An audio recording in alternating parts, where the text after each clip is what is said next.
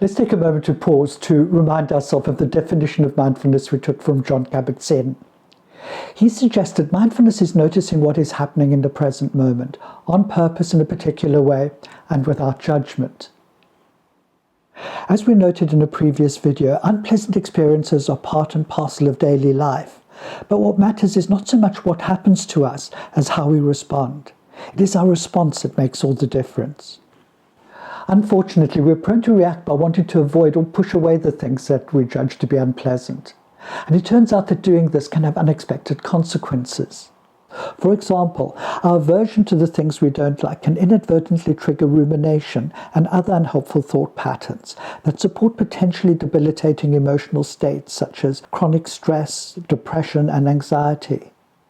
As a result, our automatic reactions can prevent us from seeing and dealing with the very thoughts and feelings that initially triggered them. When at our lowest, our body and mind can treat memories and thoughts as enemies that must be fought or fled from.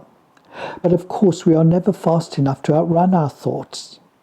At such times, all patterns of mind from the past can be re-triggered, making us feel as if we have gone back in time and are now reliving situations. This stimulates even more tension within us and perhaps even more phantom enemies. This re-triggering exemplifies how our tendency to avoid unpleasant experiences can have far-reaching consequences to our health and well-being. So how might we avoid spiraling into an unhelpful place? When we're not being as mindful as we might like, our automatic reactions will likely kick in below the radar, sometimes even without us realizing. Fortunately, at these times, our applied mindfulness training can come to the rescue. After all, it is through our practice that we cultivate increased awareness. And it is through this awareness that we learn to relate to our thoughts, feelings, body sensations, and impulses with a lighter touch, enabling us to respond more skillfully to whatever life throws at us. As this awareness develops over time, our body can act as a sensitive indicator that lets us know when it's responding to things we don't like.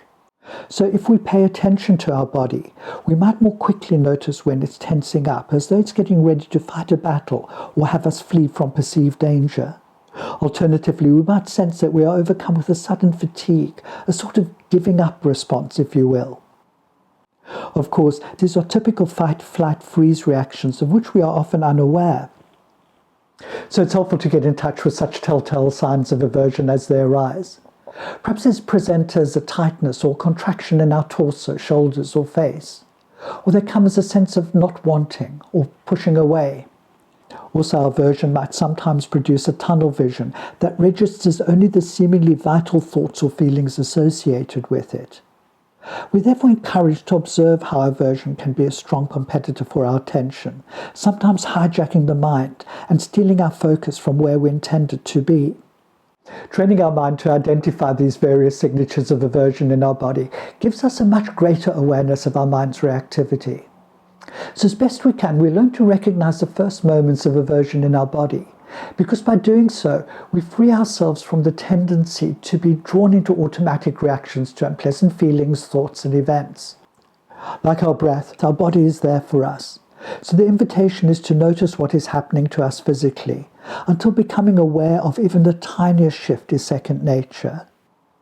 We should really not underestimate the benefits of noticing such sensations of movement throughout the day.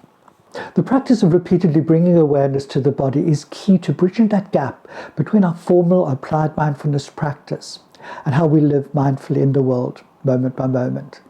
Expect life to be different.